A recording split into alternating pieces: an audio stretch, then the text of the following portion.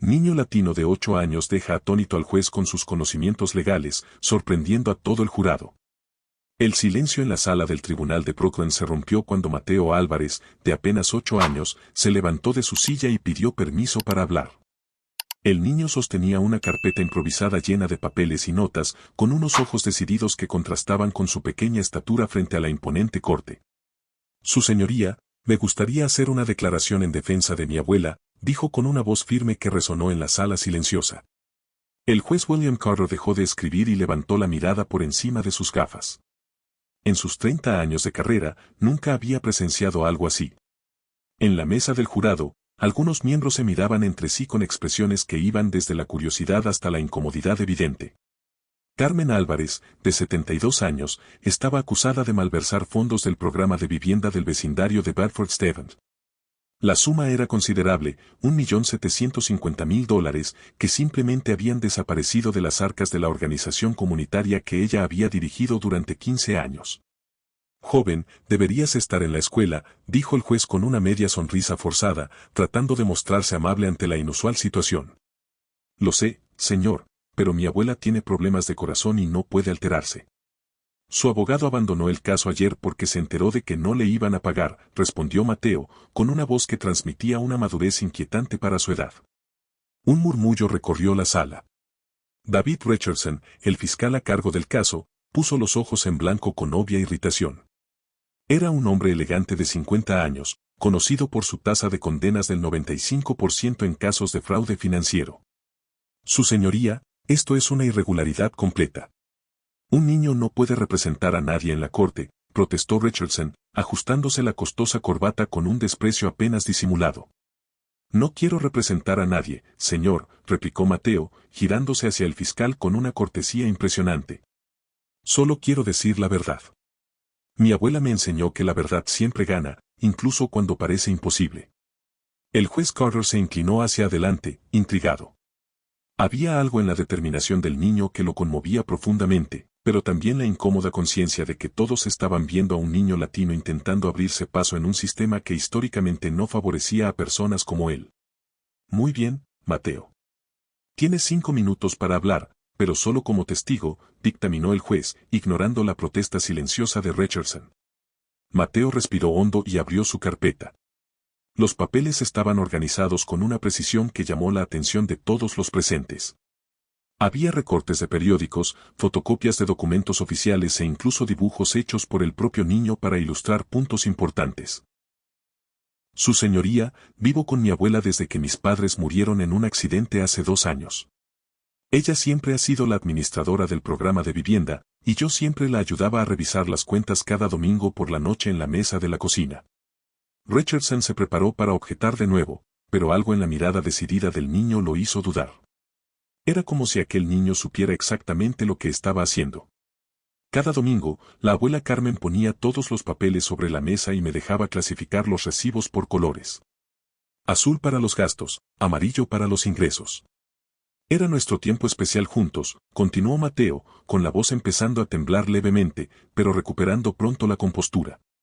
Todos en la sala lo observaban con una mezcla de condescendencia y curiosidad, pero Mateo mantenía una postura que revelaba algo mucho más profundo que un simple intento desesperado por ayudar a su abuela. Sus ojos mostraban una serenidad propia de quienes han sobrevivido tormentas peores y han aprendido que la verdadera fuerza no grita, actúa. Si esta historia de injusticia y determinación tocó tu corazón, no olvides suscribirte al canal para descubrir cómo un niño de 8 años convirtió una sala de tribunal llena de prejuicios en el escenario de la justicia más inesperada que Brooklyn haya visto jamás. Richardson no pudo ocultar su desprecio. Para él, la escena era una patética pérdida de tiempo, un niño latino intentando salvar a una anciana corrupta con un teatro emocional barato.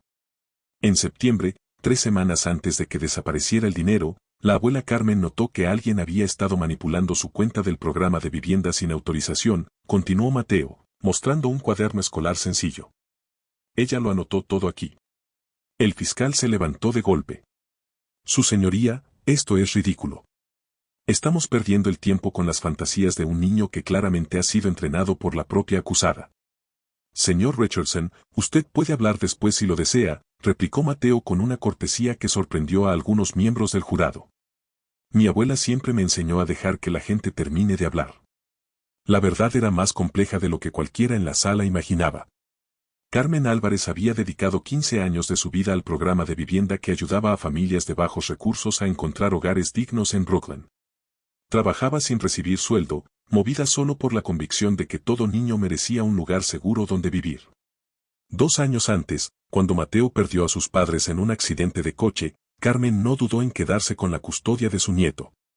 El niño llegó traumatizado, culpándose por la muerte de sus padres. Venían de su función escolar cuando un conductor ebrio los embistió. Durante meses, Mateo se negó a hablar. Carmen pasaba noches enteras sentada junto a su cama, leyéndole en voz alta casos legales y documentos que traía de su trabajo voluntario ayudando a los vecinos con trámites burocráticos. Pequeño, el conocimiento es lo único que nadie nos puede quitar. Cuando sepas cómo funciona el mundo, nunca más te sentirás pequeño ante nadie, le repetía ella. Mateo comenzó a interesarse por los papeles, haciendo preguntas sobre términos y procedimientos legales. Carmen descubrió que su nieto tenía una memoria impresionante y una habilidad natural para entender la lógica jurídica que sorprendía incluso a los abogados que conocía. «Su señoría, ¿puedo mostrarle lo que encontramos?», preguntó Mateo, volviendo al presente. Richardson resopló con fuerza, audible en toda la sala. «Excelencia, esto es un circo. ¿Qué credibilidad puede tener un niño en asuntos financieros complejos?». «Mucha más de lo que usted cree», respondió Mateo, mirándolo directamente, especialmente cuando ese niño aprendió a leer documentos legales a los 6 años porque era la única manera de conectar con su abuela después de perder a sus padres. Un silencio incómodo llenó la sala. Incluso Richardson pareció momentáneamente desconcertado por la respuesta madura y la revelación personal. Mateo se acercó al estrado del juez con una confianza que contrastaba dramáticamente con su edad. «Mire, el 12 de septiembre se retiraron $2.500 de la cuenta para reparaciones de emergencia del techo del centro comunitario, pero mi abuela me llevó allí al día siguiente y el techo estaba intacto».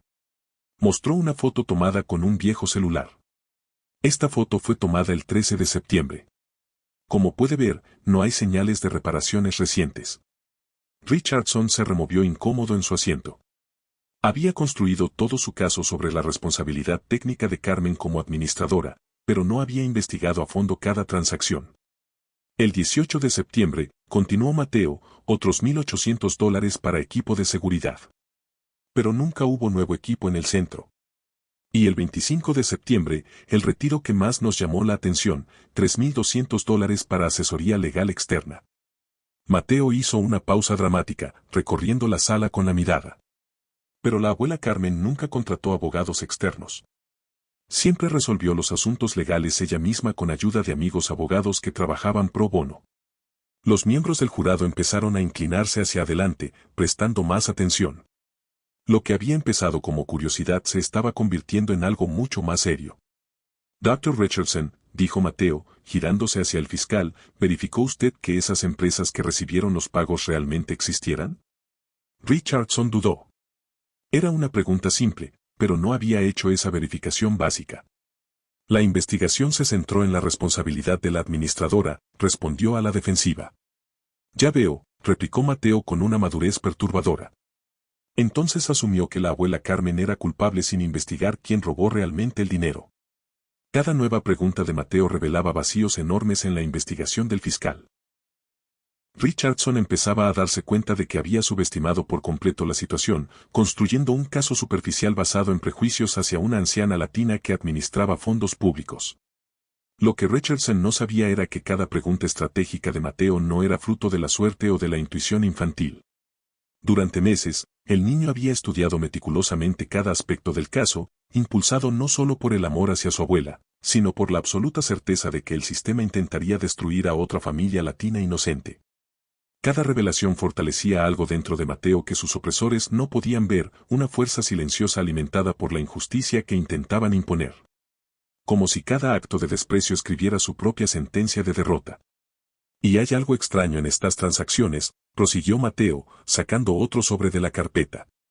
Todas estaban firmadas por la abuela Carmen, pero ella nunca firmó ninguna de estas. Mostró varias hojas comparando firmas. «Aprendí sobre análisis de caligrafía en la biblioteca pública. Incluso un niño como yo puede ver que son diferentes. Mire, la firma real de la abuela tiene trazos suaves, y estas están hechas con mucha presión. Richardson puso los ojos en blanco dramáticamente. ¿Ahora vamos a aceptar un análisis grafológico hecho por un niño? Es absolutamente ridículo. Dr. Richardson, respondió Mateo con una cortesía impresionante, ¿tiene usted algún análisis caligráfico profesional que pruebe que estas firmas son genuinas? El fiscal titubeó. Ese era otro control básico que no había hecho. La investigación se centró en los aspectos más relevantes del caso. Ya veo, interrumpió Mateo. Entonces no tiene pruebas de que la abuela Carmen realmente firmara estos documentos. Mientras Richardson se esforzaba por articular una respuesta, Mateo continuaba con una seguridad que dejaba a todos boquiabiertos. Durante los 2 últimos meses, desde que conoció los cargos, el niño había convertido sus noches en sesiones intensivas de estudio. La verdad era que Mateo no lo hacía solo. La señora Patricia Williams, una bibliotecaria jubilada y exasistente legal, se había convertido en su mentora secreta. Patricia había trabajado 30 años en bufetes y reconoció de inmediato el potencial del niño cuando apareció en la biblioteca pidiendo libros sobre procedimientos legales.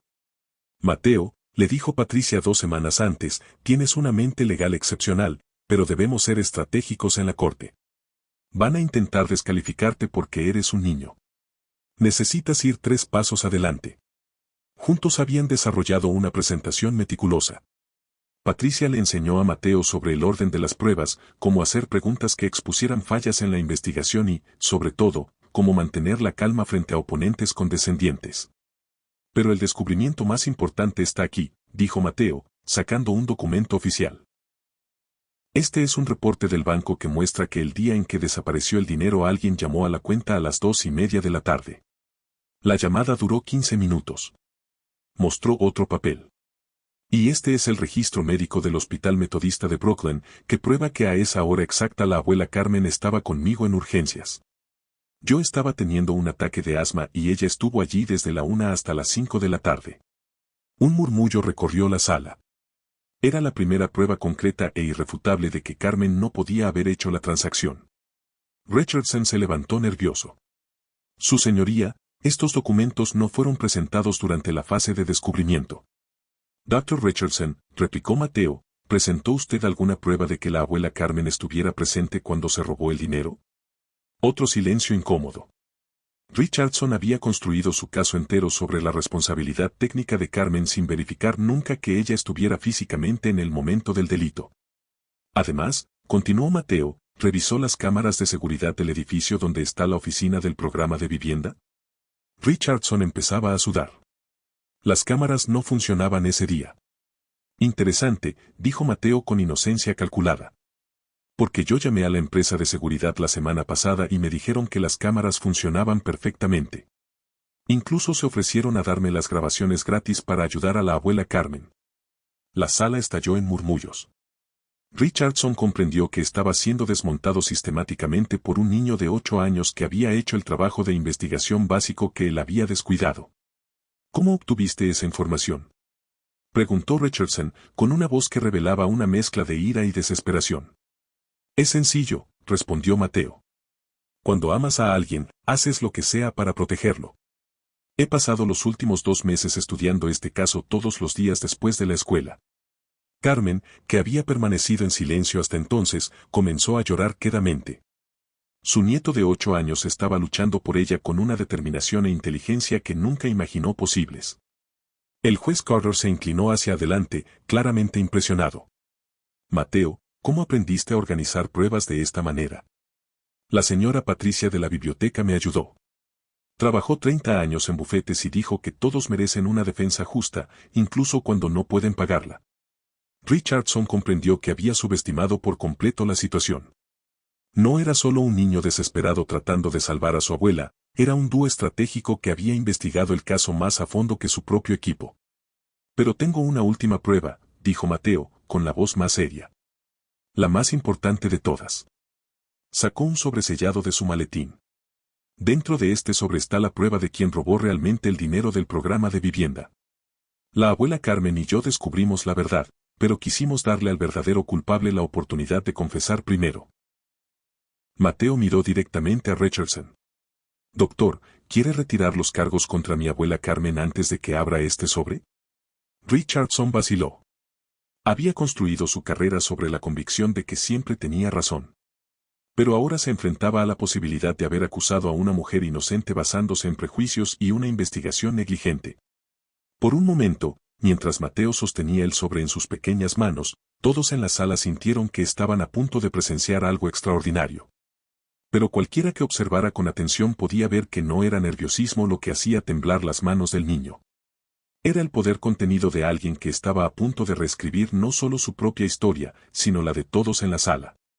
Richardson vaciló, gotas de sudor formándose en su frente. No puedo retirar los cargos basándome en el chantaje de un niño. Mateo abrió el sobre con calma y sacó una grabación digital. Dr. Richardson, ¿recuerda esta llamada telefónica del 15 de septiembre? Preguntó, presionando el botón de reproducir. La voz inconfundible de Richardson resonó por toda la sala. Tony, necesito que aceleres este caso con la anciana del bienestar. No importa si es culpable o no. Mi tasa de condenas no puede bajar antes de la elección del fiscal general. Un silencio ensordecedor cayó sobre la sala. Otra voz masculina respondió en la grabación, Rec, ¿estás seguro? ¿Y si descubren que no investigamos correctamente? ¿Quién lo va a descubrir? Es una pobre anciana latina contra mí. El jurado ya decidió antes de siquiera entrar a la sala. Los rostros del jurado se contorsionaron con expresiones de shock y repulsión. Richardson palideció, dándose cuenta de que su carrera acababa de ser destruida públicamente. Esto es inadmisible, gritó Richardson, poniéndose de pie bruscamente. Esa grabación se obtuvo de manera ilegal.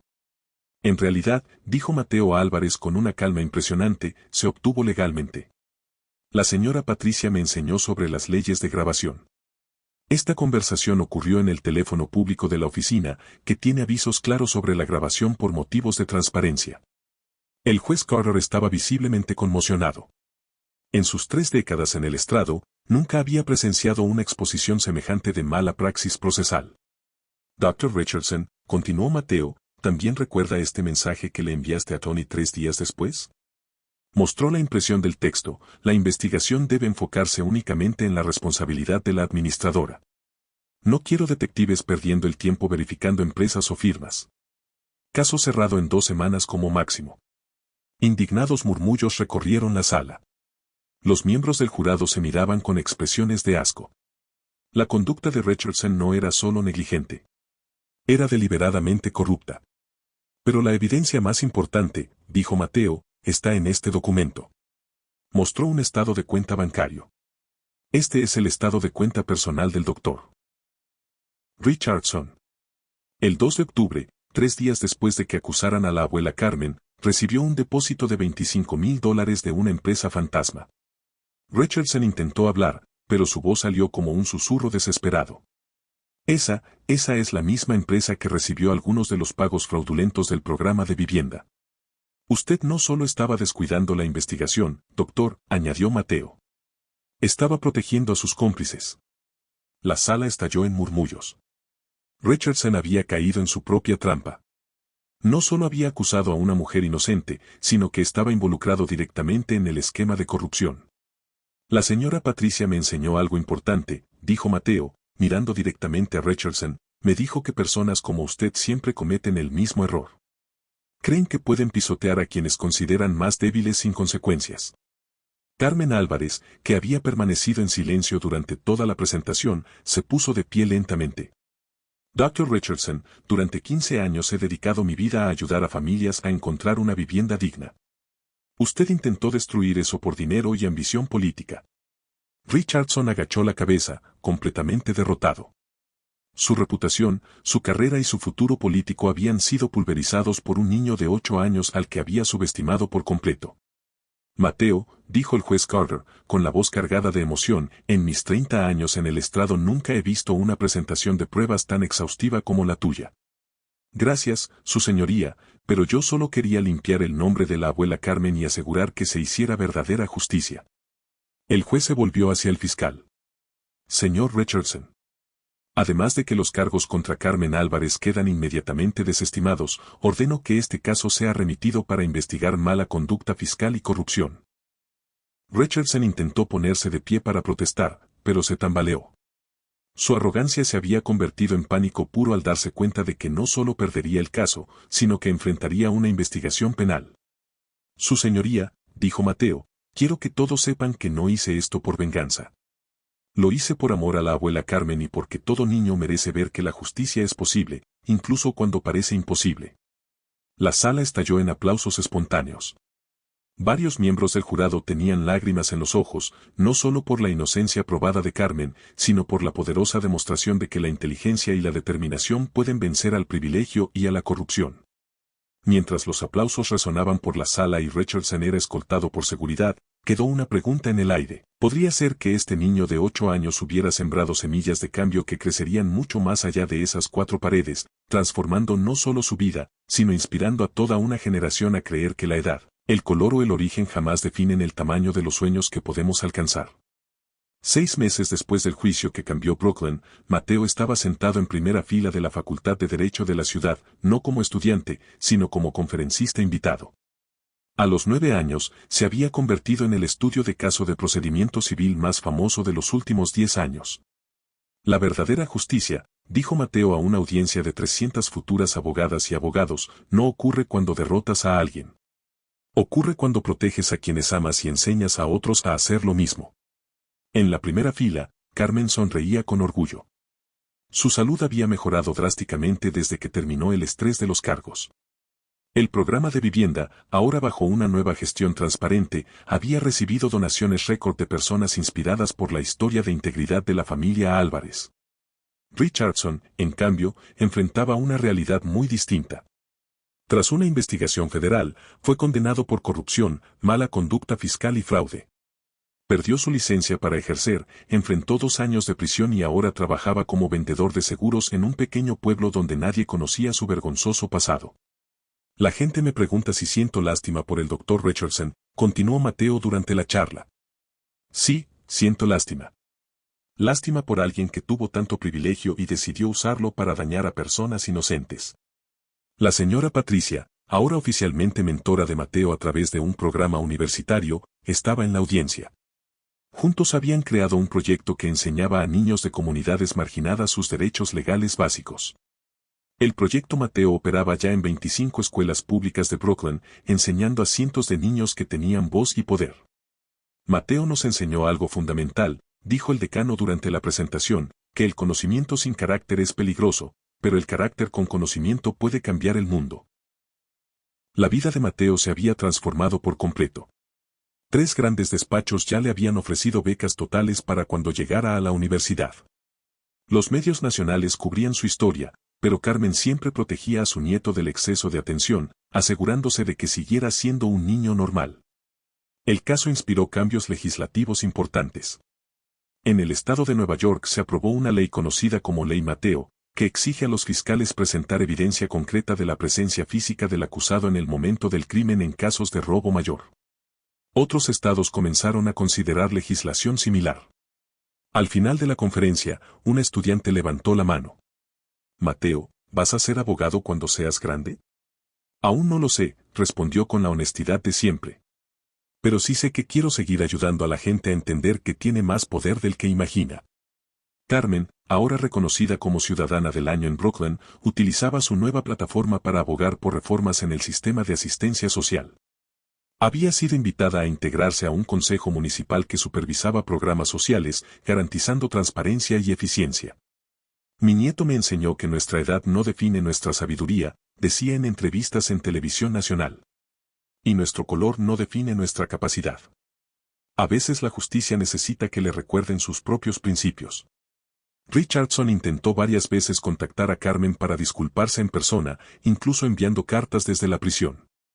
Ella rechazó todo contacto, pero no por rencor, simplemente había pasado página hacia cosas más grandes e importantes. Algunas heridas, le dijo a Mateo en una conversación, no necesitan perdón para que sigamos adelante. Necesitan justicia, y obtuvimos justicia. En la sala donde ocurrió todo, El juez Carter enmarcó la foto del día del juicio y la mantuvo en su escritorio como recordatorio de que la verdadera justicia puede venir de los lugares más inesperados.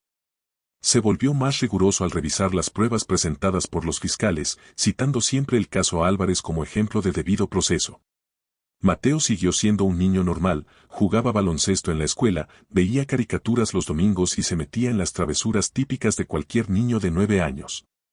Pero llevaba consigo una sabiduría sobre la justicia y la determinación que impresionaba a adultos de todo el país. La comunidad de Bedford Stavron había sido transformada. El programa de vivienda ahora servía como modelo nacional y Carmen era invitada a asesorar en otras ciudades.